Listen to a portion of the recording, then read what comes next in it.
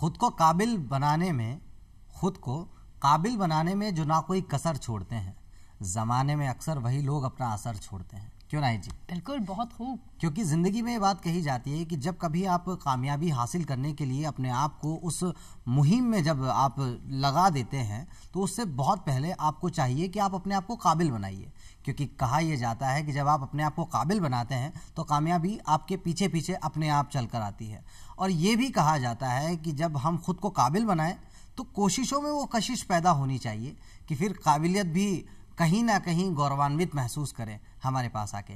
इसी नेक विचार के साथ स्वागत, अभिनंदन आप सभी का आपके अपने कार्यक्रम धरती धुरारी में। मैं हूं आपके साथ आपका अजहर और मैं हूं आपके साथ नाहिद अख्तर और बहुत बहुत स्वागत है आपका। साथ ही आपको बहुत सारी बधाई।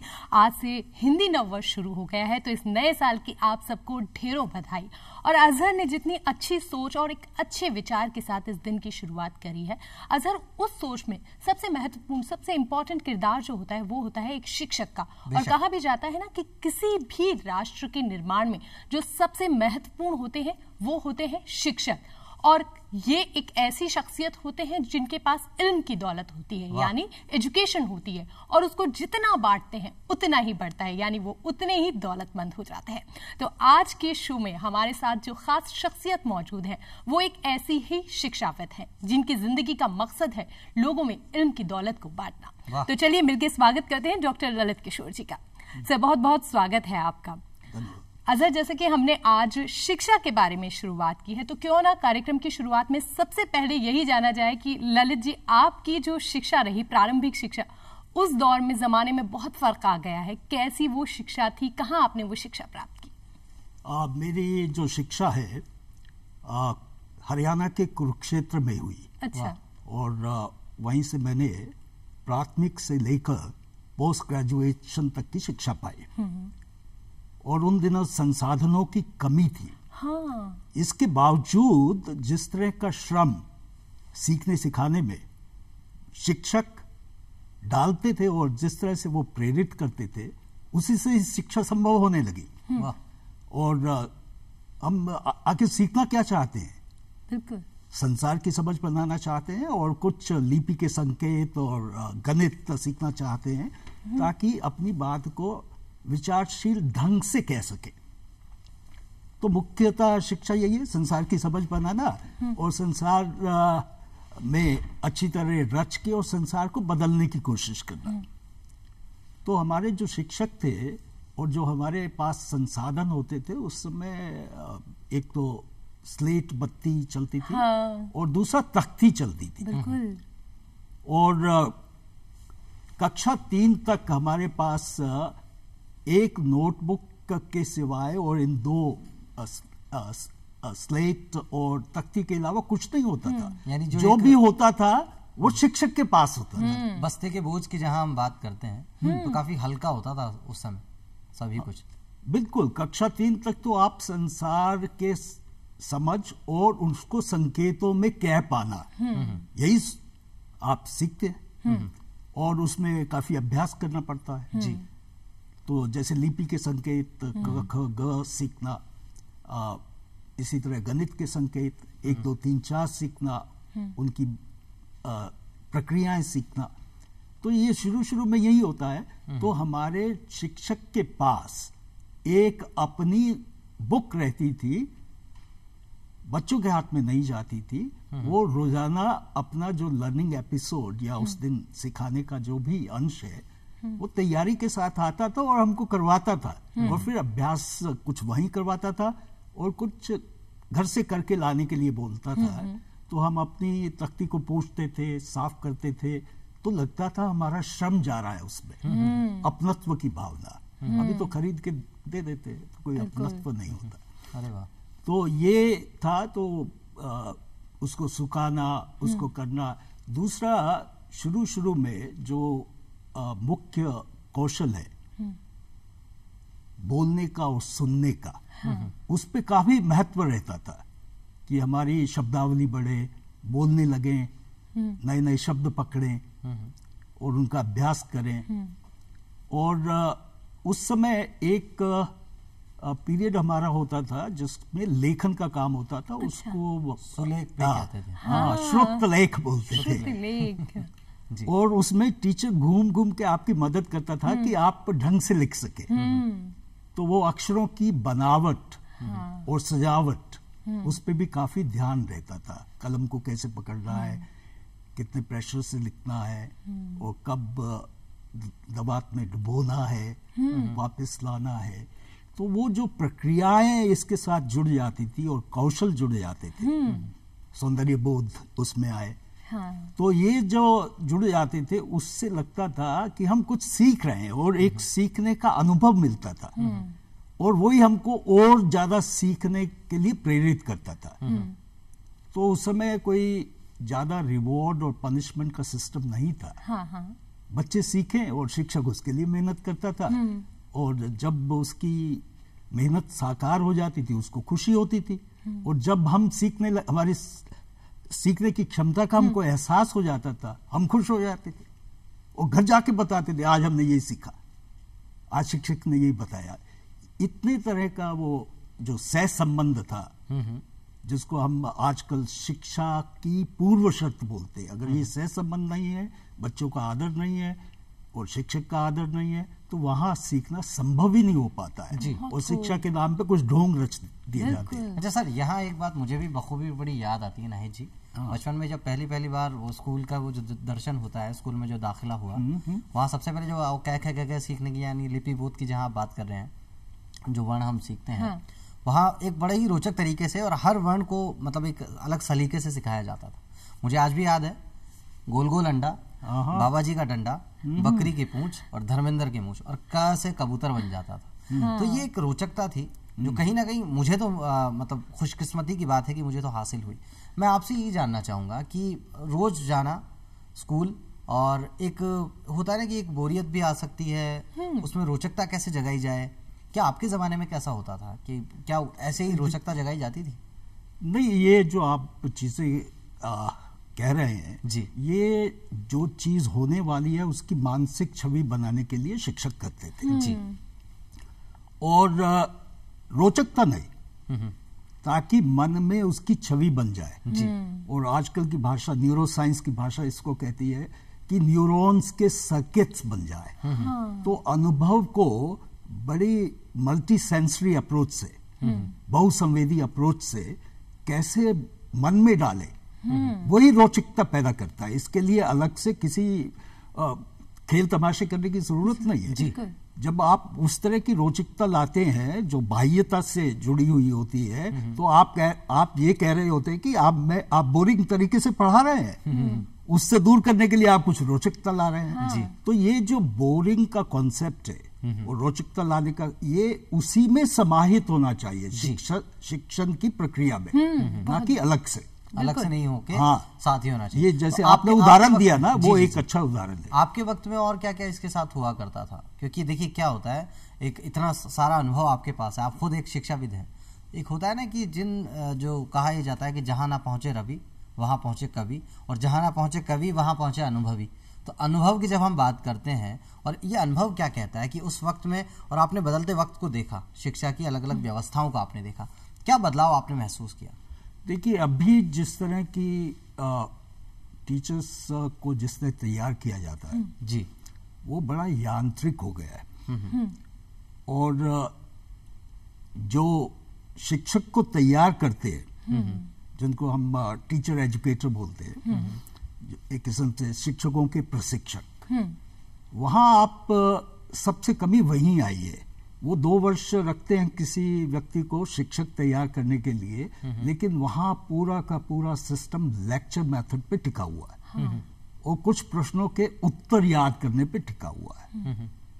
और जिसको हम कहते हैं टीचिंग का अभ्यास, अध्यापन का अभ्यास, टीचिंग प्रैक्टिस, उसमें भी आजकल बहुत यांत्रिकता हो गई है, और जो लेसन प्लान्स हैं वो सदियों पुराने हैं, और एक औपचारिकता के रूप में 20 करने होते हैं। तो एक तो अगर सबसे बड़ा सुधार लाना है, तो सबसे पहले हमको शिक्षक प्रशिक्षण की संस्थाओं पे ज्यादा ध्यान देना होगा। जी, वहां अच्छे शिक्षक पैदा होंगे और कमिटेड होंगे तो वो क्लासरूम में भी अच्छा काम करेंगे। जी।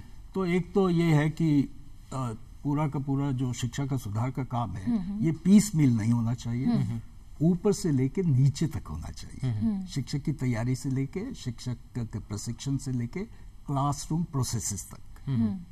और रटी रटाई विद्या से ज्यादा लॉजिक पे जो है वो ध्यान केंद्रित करना हो। लेकिन अगर अजहर आज के इस दौर की बात करूं, तकरीबन 50 साल से आप शिक्षा के क्षेत्र में कार्य कर रहे हैं और कई बच्चों को आपने शिक्षित किया है, लेकिन अगर आज के जमाने की बात करूं तो आज कहीं ना कहीं जो शिक्षा है वो रटने वाली हो गई है। बच्चों को समझाने से ज्यादा उन्हें रटाया जा रहा है। कितना सही है और कितना गलत है ये तो बिल्कुल गलत है। देखिए, शिक्षा का मतलब ये है कि मानवीय क्षमताएं जो मुख्यतः 3 तरह की है, चिंतनशीलता, विवेकशीलता और सृजनशीलता। इसके बारे में हम आपसे तफसील से जानेंगे, लेकिन इससे पहले एक फोन कॉल हमारे साथ जुड़ चुके हैं। देखते हैं हमारे साथ कौन है जो आपसे बात करना चाहते हैं। हेलो हेलो हेलो जी, कौन बोल रहे हैं? जी नमस्कार सर, स्वागत है आपका धरती धुरारी में। आप कौन बात कर रहे हैं और कहां से बात कर रहे हैं? मैं प्रोफेसर DR विज बोल रहा हूं और कुरुक्षेत्र यूनिवर्सिटी से रिटायर्ड प्रोफेसर हूं। अच्छा। और कुरुक्षेत्र से बोल रहा हूं। इनका मैं सीनियर रहा हूं 3 साल। अरे वाह। और बचपन का दोस्त हूं उनका। ये देशराज विज बोल रहे हैं डॉक्टर साहब। ये मेरे बचपन के मित्र हैं। हम एक ही स्कूल में हमारी शिक्षा हुई है। इन्होंने भौतिकी में बहुत अच्छा अनुसंधान किया है। तो आज डॉक्टर साहब, आज आपके साथ ललित जी मौजूद हैं। क्या कहना चाहेंगे आप, क्या बात करना चाहेंगे? तो मैं तो उनसे सामने बात करें हैं या कैसे करना है? जी सर, अभी आप बता सकते हैं। कोई अनुभव आपका बताएं कि देखिए, कहा यह जाता है कि जो दोस्ती होती है इसके पीछे बहुत सारे किस्से होते हैं। तो आज इस मंच के माध्यम से कोई किस्सा, कोई अनुभव आपका आप बताना चाहें डॉक्टर साहब के साथ। हाँ ठीक है जी। हाँ जी जी बताएं। हाँ मैं अरे भाई ललित, क्या हाल है? बस ठीक हूँ यार। बताओ, अपने जब बचपन के दिन थे उसमें किस तरह की हमारे मित्रता रहती थी। याद आती है जब पुरानी बातें। अभी तक भी मतलब हमारा जो एसोसिएशन रहा है वो मेरे ख्याल में 57 से ही रहा है जी। जब से आप गीता स्कूल में हम लोग इकट्ठे पढ़े हैं। और उसके बाद आपने जिस तरह से एक्सेल किया है और जिस तरह से आपने बनाया है अपने आप को लाइफ के अंदर, इट इज रियली एप्रिशिएबल। और इसको मैं अभी तक ही याद करता हूँ और मैं अभी भी चाहता हूँ, जैसा मैंने आपके बारे में, और हम मिलते रहे हैं, मेरे ख्याल में एक ही शहर से हैं और बचपन में गलियों में घूमे हुए हैं, मुझे अभी भी याद आता है। अच्छा डॉक्टर साहब, एक सवाल मेरा आपसे है। वो ये कि देखिए, बचपन जो होता है ना, मतलब वो कहते हैं ना, बेफिक्र बचपन, बेबाक बचपन और शरारत का पर्याय बचपन। बचपन हो और बचपन में कोई शरारत ना हो, ऐसा तो हो मुमकिन ही नहीं है। तो मैं आपसे ये जानना चाहूंगा, कोई ऐसी शरारत जो आज इस मंच के माध्यम से आपको याद आती है, डॉक्टर साहब के साथ की हुई, जिससे आज भी आप मन ही मन मुस्कुरा जाते हैं? नहीं, ऐसा तो नहीं है, क्योंकि स्कूल में तो ऐसा है, कोई आपस में गलियों में एक दूसरे को जैसे होली के वक्त खेलते रहे और आपस में और बातें भी कई करते थे। अभी बच्चे थे ना उस वक्त, फिर बड़े हुए, इकट्ठे ही यूनिवर्सिटी में भी पढ़े। MSc मैंने जहाँ से किया, कुरुक्षेत्र यूनिवर्सिटी से, उन्हीं से 3 साल बाद इन्होंने की, टॉपर रहे ये यूनिवर्सिटी के। और फिर उसके बाद हमारा मिलन, जब से ये स्कूल में ड्राई के अंदर रहे, तो लगा कि भाई हाँ वाकई इसने कुछ कर रहा है, किया है। मगर जब मैं सोचा शायद ये ट्यूशन व्यूशन में अपना पैसा वैसा कमाना शुरू कर देंगे, पर ऐसा इनकी टेंडेंसी शुरू से नहीं रही। इन्होंने हमेशा ये सोचा कि नहीं, मुझे कुछ करके दिखाना है। और वो टेंडेंसी की धुन जैसी होती है इनके अंदर, फिजिक्स की धुन है और रिसर्च करने की धुन है। और एजुकेशन को, ये जो लेवल है आपका सेकेंडरी का, इसके लेवल को इन्होंने बहुत बढ़ाया है। और मैं तो कई बार ये सोचता हूँ कि ऐसा जीनियस जो है उसको कभी गवर्नमेंट ने क्यों नहीं इतना रिकॉग्नाइज किया। जी जी, यकीनन यकीनन। डॉक्टर साहब, आज आप इस मंच के माध्यम से हम सबसे जुड़े हैं, कॉल के माध्यम से। आपका बहुत बहुत शुक्रिया। और अभी डॉक्टर साहब से हम जानेंगे कुछ और। डॉक्टर साहब, जैसा कि होता है कि इन्होंने बताया कि एक जीनियस शख्सियत के बारे में हम बात कर रहे हैं, आपके बारे में हम बात कर रहे हैं। यहाँ ये सवाल सबसे पहले उठता है कि जीनियस की भी एक अपनी परिभाषा है जो वक्त वक्त पे बदलती रहती है। बुद्धि कौशल की बात हो, कहा यह भी जाता था एक वक्त में कि पढ़ा लिखा होना ज़रूरी भी नहीं है, बस ये कि बुद्धि कौशल अच्छा होना चाहिए। एक वक्त की मैं बात कर रहा हूँ। उसके बाद जैसे जैसे जैसा कि नाहिद जी ने भी कहा, इल्म की दौलत को कहीं ना कहीं से जुटाना, उसे कहीं ना कहीं संग्रहित करना, ये बड़ा ज़रूरी होता है। और इल्म एक ऐसी रोशनी है जो जितना दूसरों को हम देते हैं उतना ही हमें खुद को हासिल होती है। आपका क्या कहना है इसमें कि वो जो जीनियस की परिभाषा है, क्या वो वाकई वक्त वक्त पे बदली है? क्या है उसकी हकीकत, वो जानेंगे हम आपसे। देखिए, परिभाषा तो बदलती रहती है अनुभव के साथ जी। और ये जो क्रिएटिविटी और जीनियस होने की बात है, इस पे भी शोध होते रहते हैं। और जो मैं समझ पाया हूँ, हम सब जीनियस है। अगर हमको 7 उपयुक्त दशाएं मिल जाएं और एक मार्गदर्शन मिल जाए, तो ये हमारा जो सोया हुआ जीनियस अंदर होता है वो जाग जाता है। जी। जैसे अभी डॉक्टर देसराज मिश्र थे, ये हम इकट्ठे पढ़ते थे, लेकिन ये हमसे एक क्लास सीनियर थे और इनको हम अपना रोल मॉडल समझते थे, मेहनती थे।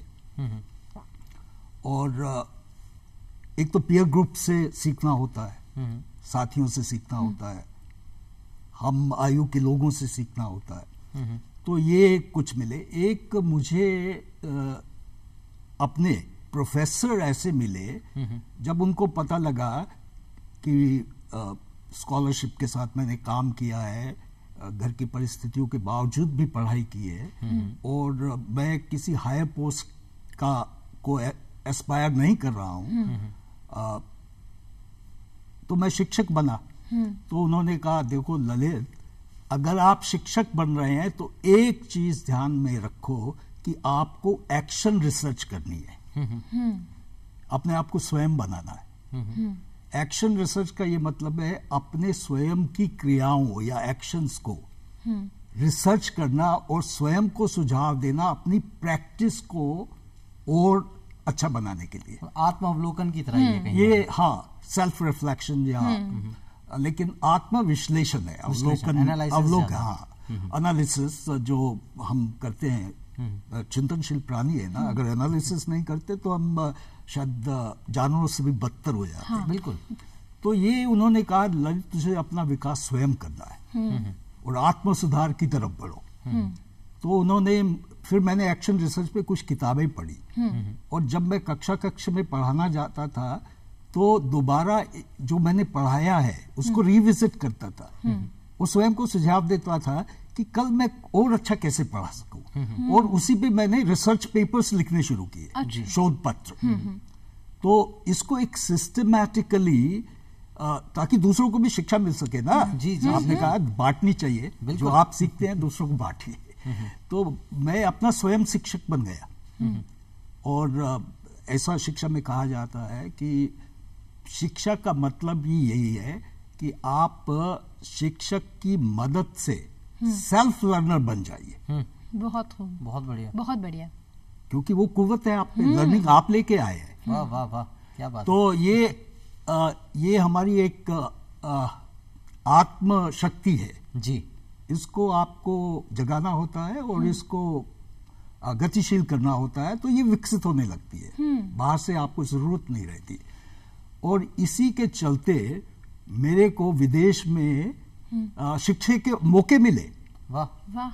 और मेरी जो हायर एजुकेशन हुई, काम करते हुए मुझे फेलोशिप्स मिली। बहुत खूब। और मैं इंग्लैंड में पढ़ के आया फिर, और वहाँ सीखने सिखाने का काम कैसे होता है उसके अनुभव लेके आया।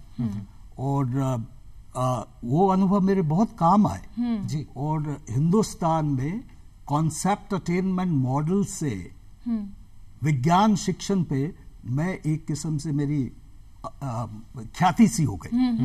मैं काफी पेपर्स लिखता था और ये मेरी ख्याति मुझको मिली जब मैं अजमेर में एक मेयो कॉलेज है, उसमें मैंने 4 वर्ष अध्यापन किया। तो वहाँ पूरा का पूरा जो शिक्षा के उपकरण थे वो विदेश से आए हुए थे। और अवधारणात्मक समझ बच्चों में कैसे पैदा करें, ये इसको लेके वो बने हुए थे। तो पूरे हिंदुस्तान में मैं ही एक व्यक्ति माहिर समझा जाता था कि एक्सपेरिमेंट्स के माध्यम से साइंस को कैसे सीखें। ओके।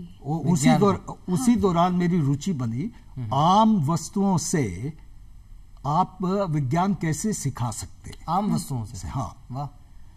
जैसे मैं आप ही के सामने एक कागज फाड़ता हूं ऐसे करके, तो मैं कहता हूं यहां से मैं खींच रहा हूं, यहां से धकेल रहा हूं, और इसके अब क्या हुआ, बच्चों से प्रश्न करिए। वो कहेंगे 2 हिस्से हो गए, कोई कहेगा आकार बदल गया।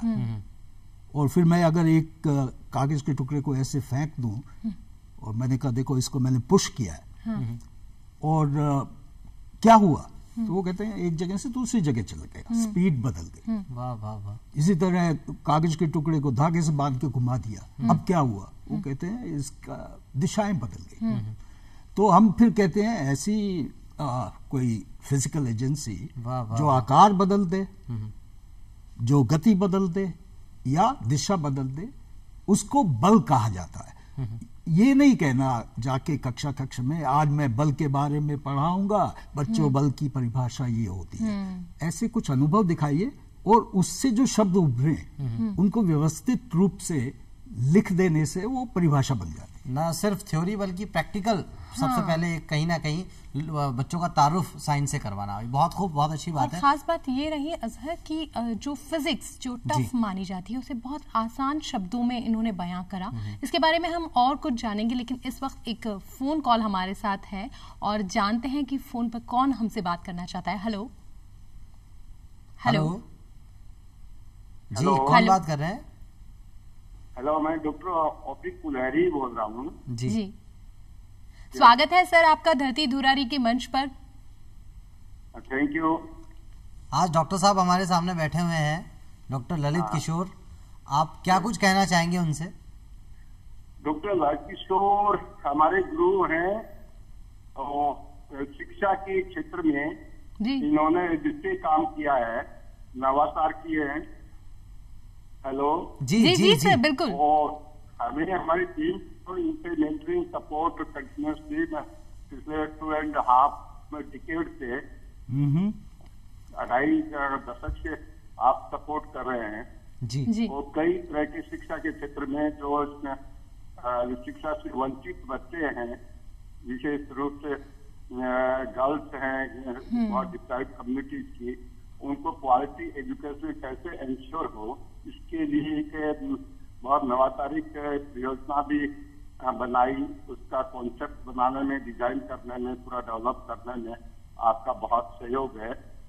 इस योजना का नाम पहचान प्रोजेक्ट है, जो शिक्षा के क्षेत्र में काफी लड़कियों की शिक्षा के लिए काम किया है। वाह वाह वाह, बहुत खूब। और जिस संस्था में मैं हूँ पिछले 2 दशक से, उस संस्था के आप फाउंडर चेयरपर्सन रहे हैं।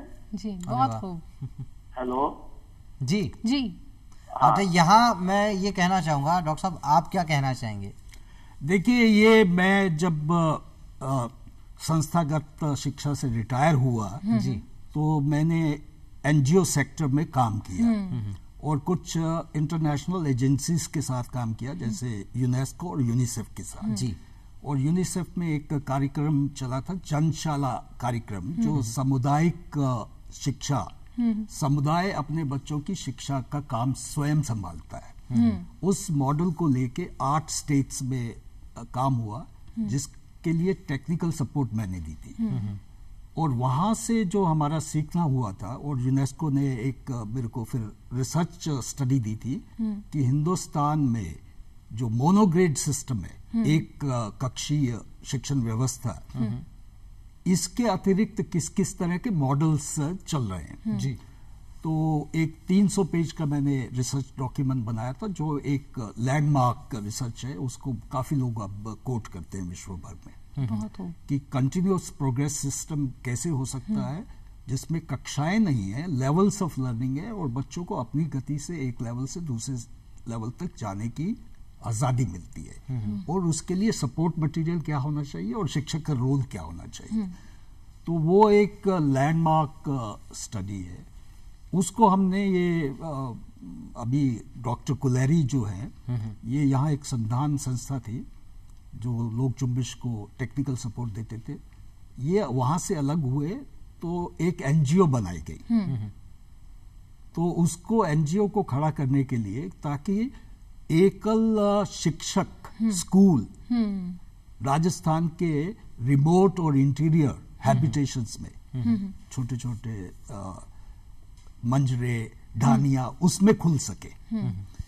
तो हमने वो एक प्रोजेक्ट किया, यानी ऐसे अछूते क्षेत्र जिनसे कहीं ना कहीं जहाँ बच्चे हैं, शिक्षा नहीं है, अच्छी शिक्षा का जुड़ाव कभी हो ही नहीं पाया, ऐसे क्षेत्रों में काम वहाँ सरकार भी नहीं पहुंच पाई। थोड़े बच्चों के लिए स्कूल वायबल नहीं होते थे। आप देखते हैं ना, छोटी छोटी ढानियाँ हैं, और ज्यादातर उसका प्रभाव लड़कियों की शिक्षा पे होता था। लड़कियों को दूर नहीं भेजते थे, 1 किलोमीटर दूर भी स्कूल नहीं भेजते थे। बीच में निर्जन स्थान है, तो कई तरह की समस्याएं थी। अच्छा डॉक्टर साहब, तो एक जहन में एक सवाल इस समय आता है। कहते हैं कि हम जितना शिक्षित होंगे हम उतना ही विकसित होंगे, इसमें तो कोई दो राय नहीं है। लेकिन यहाँ मैं ये जानना चाहूँगा, कई मरतबा जैसा आप बता रहे हैं कि रिमोट एरियाज में जाके लोगों को सबसे पहले जागरूक करना शिक्षा के प्रति, हालांकि काफ़ी जागरूक लोग हो चुके हैं, लेकिन उसमें भी ये कहीं ना कहीं कई मरतबा होता होगा आपके साथ कि शिक्षा का एक जो दान है, सबसे बड़ा दान यहाँ माना जाता है कि किसी को शिक्षित कर देना।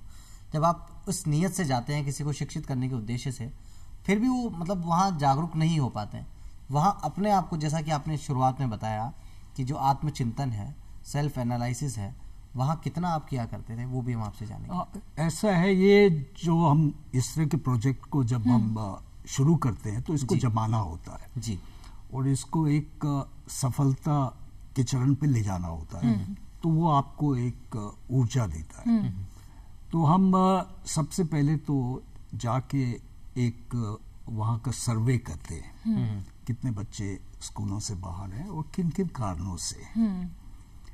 और जो ही हमको मिल जाता है कि यहाँ 25 बच्चे उत्सुक हैं सीखने के लिए, जैसे आपने कहा कि जागरूकता फैल चुकी है, शिक्षा का महत्व अब लोग समझने लगे, उनकी मंशाएं ये रहती हैं कि उनके बच्चों का ढंग से देखभाल हो और शिक्षा हो, और जैसे भी उनकी परिस्थितियां हैं उस पे आक्षेप ना आए, बच्चे की इज्जत हो। बिल्कुल सही बात है। हाँ, तो हम उनको बिल्कुल एश्योर करते हैं कि आप अगर 4 दिन के बाद भी कहेंगे हम अच्छा काम नहीं कर रहे हैं आपके साथ, आप हमें बता दीजिए, हम चले जाएंगे यहाँ से। तो एक एश्योरेंस क्वालिटी का देना, गुणवत्ता का देना जी। और आप मानेंगे नहीं, विद इन जो भी वो हमको जगह देते हैं हम स्वीकार कर लेते हैं, चाहे किसी का बरामदा ही क्यों ना हो जी। और शिक्षक की हम 40 दिन की ट्रेनिंग देते हैं एक नए तरीके से पढ़ाने के लिए, वो रेजिडेंशियल होती है। और शिक्षक पहले उस समुदाय में जाता है, 3-4 दिन आउट ऑफ स्कूल एक्टिविटीज करता है उन बच्चों के साथ जो स्कूल में आने वाले हैं, ताकि एक दूसरे को समझ लें। जी, कनेक्टिविटी एक होनी हाँ, चाहिए। कनेक्टिविटी होनी चाहिए। ये नहीं एक स्कूल में गए सब चीज लगे कि अजनबी सी, बिना कनेक्शन के वो शायद संभव नहीं है। तो ये हमारी एक सीढ़ियां है। फिर हम बच्चों के साथ सहसंबंध, समुदाय के साथ सहसंबंध, इसको शिक्षा की पूर्व शर्त समझते हैं, उसको हम बहुत पुख्ता करते हैं। तो ये जो हमारी शिक्षिकाएं हैं, समुदाय ने कहा हम मेल टीचर्स नहीं चाहते, हमने कहा बच्चों को हाँ फीमेल टीचर हम कहेंगे हम देंगे। तो हम फीमेल टीचर, तो हम ये एक रखते हैं कि हम फीमेल टीचर देंगे, आपको यहीं रखना होगा, आने जाने की हम कोई बंदिश नहीं है, ये यहीं रहेंगी, लेकिन आपको गांव की बेटी की तरह रखना होगा, कमरा देना होगा और देखभाल करनी होगी। और शिक्षक के 3 रोल हम, शिक्षिका के 3 रोल हम तय करते हैं। 5 घंटे पढ़ाना और अगले दिन की तैयारी का 1 घंटा देना और 1 घंटा समुदाय में बच्चों के घर को विजिट करना। अच्छा। और बच्चों के बारे में अच्छी बातें करना, भाई बच्ची सीख रही है, बच्ची भी कहती है मैं खुश हूँ, मेरी दीदी अच्छा पढ़ा रही है। तो ये जो एक रैपोर बिल्डिंग है वो उस पे हम बहुत महत्व देते हैं। इसको हम सोशल पेडागोजी भी कहते हैं। एक तो पेडागोजी है क्लासरूम में शिक्षा को विज्ञान के रूप में देखना, जहाँ एक्सपेरिमेंट्स हो, नई नई चीजें की जाए शिक्षा में भी। और दूसरा ये है कि सामाजिक तौर पे किस तरह की इंजीनियरिंग करे कि बच्चियां स्वतः जुड़ जाए और उनको शिक्षा का आनंद मिले, सीखने का आनंद मिले। तो ये चीजों को लेके हम काम करते हैं और इसके बारे में हम रिसर्च भी करते रहते हैं। और कई बार हमारे काम को देखने के लिए विदेश से आते हैं। अभी एक फिनलैंड की ईस्ट फिनलैंड यूनिवर्सिटी से एक वहाँ एमए कर रही है, वो सोशल साइकोलॉजी में जी।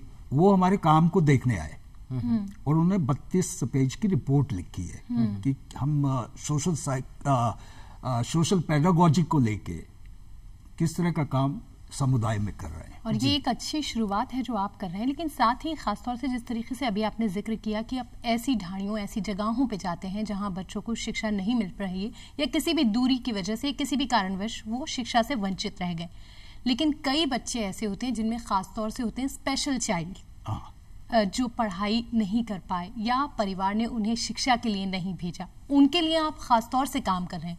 उस बारे में हम जानना चाहेंगे कि कैसे आप उनको भी एक आम जीवन दे सकते हैं। जो आप समझते हैं जो विशिष्ट बच्चे हैं, दिव्यांग बच्चे जो ये मेरा एक बहुत वीक एरिया था। और जब मुझे इस चीज का रियलाइज, क्योंकि मैंने छोटे बच्चों के साथ, प्री प्राइमरी बच्चों से लेके पोस्ट ग्रेजुएट बच्चों के साथ काम किया और प्रोजेक्ट्स में काम किया, मैनेजमेंट का काम भी किया है, कक्षा के शिक्षक, ये मेरा अछूता रह गया था एरिया। तो मुझे इसका अवसर मिला और मैं बड़ा शुक्रगुजार हूँ। यहाँ एक दिशा करके संस्था है जो दिव्यांग बच्चों की शिक्षा का काम करते हैं। तो वो स्वयं चलकर मेरे पास आए जब उनको पता लगा कि डॉक्टर ललित किशोर रिसर्च करना चाहते हैं इन बच्चों की शिक्षा को लेके। और यहाँ जो है, आप आम स्कूलों में टीचर्स अपने कर्तव्य को अभी बहुत अच्छी तरह नहीं निभाते हैं, कुछ कमियां हैं, दूर करना है। हाँ, वो स्वयं ही करेंगे शिक्षक, उनको ही प्रेरित करने हैं, वो बाहर से नहीं होता है, सारे सुधार आंतरिक होते हैं। तो इस समय उन्होंने मुझे इस चीज का अवसर दिया और मैं पिछले 1.5 वर्ष से हूँ। इस समय हम इंडिविजुअलाइज्ड एजुकेशन प्लान हर एक बच्चे का अलग बना रहे हैं और एक मॉडल विकसित कर रहे हैं जिसको हम, मेडिकल मॉडल है, diagnosis prognosis model of education of children with special needs. बहुत बढ़िया। और ये रोजाना एक डॉक्यूमेंट रिसर्च का बनाते हैं। एक तो रिसर्च बेस इन बच्चों के लिए बहुत कम है। मेडिकल साइंस में तो कुछ लोग वो न्यूरो सर्जरी से बिल्कुल डॉक्टर साहब, ये भी कहा जाता है ना, ये जिस तरह हाथ की 5 उंगलियां बराबर नहीं होती, अपनी अपनी बच्चों की अपनी अपनी क्षमताएं होती है। यहाँ डॉक्टर साहब, मैं आपको आपकी इस बात के लिए बहुत आपको धन्यवाद तो देना चाहूंगा, लेकिन फिलहाल के लिए एक आपके लिए सरप्राइज कॉल है। आप किन का कॉल है नाहिद जी, जरा देखते हैं। हेलो हेलो हेलो हेलो जी, नमस्कार, स्वागत है आपका धरती धुरारी में। कौन बात कर रहे हैं आप? नमस्कार, मैं मिसेस प्रभा किशोर बोल रही हूँ जी। स्वागत है आपका जी। आज डॉक्टर साहब मंच पे बैठे हुए हैं आपके, आप देख पा रही हैं टीवी स्क्रीन पे। कैसा लग रहा है पहले तो, और क्या कुछ कहना चाहेंगे इनसे आप? ललित जी से क्या कहना चाहूंगी? जी ललित जी मेरी दुनिया में सबसे लाइफ का अच्छा एपिसोड रहा हुआ है। बहुत ज्ञानी, बहुत मैच्योर, बहुत sensible, down to earth and practical इंसान है जिनको दुनियादारी से कोई मतलब नहीं, उनको सिर्फ पढ़ने से मतलब है जी। और उन्होंने इतनी शिक्षा पाई है कि उस शिक्षा को कहीं रख नहीं सकते, इतनी ज्यादा है।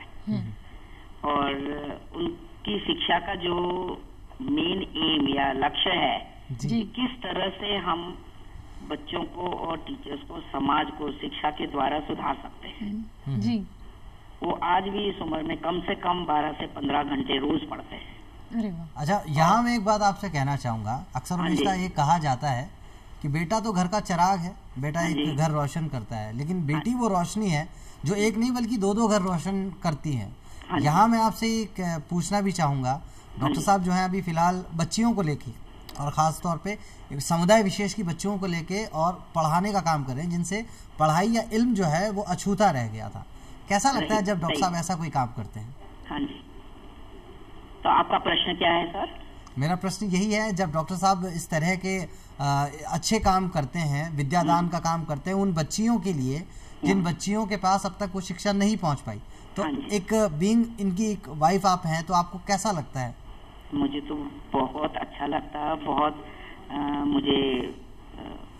मैं बहुत प्राउड फील करती हूँ। मुझे घमंड है इस बात का कि वो मेरे पति हैं और मेरी लाइफ में उनका बहुत महत्वपूर्ण हिस्सा रहा हुआ है, क्योंकि मैं भी टीचर हूँ जी, वो भी टीचर थे, पर उन्होंने किस तरह से एजुकेशन को, समाज को इम्प्रूव करने के लिए जो उन्होंने बेड़ा उठाया है, मुद्दा उठाया है, उस चीज से मेरे को बहुत अच्छा लगता है। तो प्रभा मैम, आपने अपने दिल की तो सारी बातें बता दी हैं, फिलहाल हम डॉक्टर साहब से जानते हैं क्या वो भी कुछ दिल की बात अपनी आपसे शेयर करना चाहेंगे? देखिए देखिए लिख लेता है, उनका दिल बहुत कम बोलता है जी लेकिन आज बोलेंगे जी सर बोलिए। ऐसा है, जब तक कोई ना कोई चुनौतियां ना हो और कोई ना कोई आपको समर्थन और सहयोग देने वाला ना हो, चुनौतियों को पार नहीं कर सकते। हाँ जी। और उस तरह का समर्थन और सहयोग ये प्रभा ने दिया है मुझे।